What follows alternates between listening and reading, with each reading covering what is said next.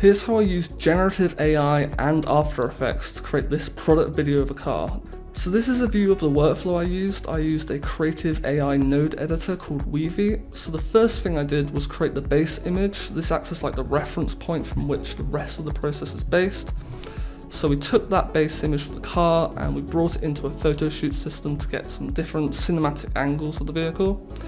Then we did some adjustments in these two sections. We changed the material and we added a badge to the car based on my creative AI education platform's logo.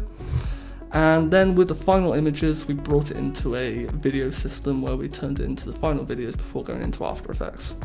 So starting with the base image generation, I wanted to create a supercar in my brand's colors. So we fed a prompt and my brand colors into a few different image generation models. I decided I wanted this one the most by Nano Banana Pro, so we fed that forwards again into this system here. So we batch created a few different variations of the body kit, as you can see here.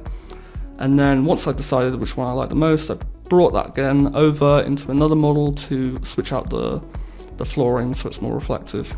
So moving on to the photo shoot, I took the base image, I created a few different perspectives of the base image using the system prompt here. Put that into a style sheet. As you can see, we've got all those different perspectives of the car. This is going to be used as a reference for the next stage in the photo shoot, where we used a bunch more system prompts to create all these nice perspectives of the car in cinematic photo shoot kind of style. I picked the ones I liked and I moved those over into the next stage in the process. So the next stage in the process was to change the material used on the car, because I kind of decided the previous one looked a little bit too over the top. So first thing I did was I changed the material color to something which could easily be recognized as something that needs to be changed when feeding this into Nano Banana Pro. Alongside that, I created a style sheet for what this material is going to look like on the car.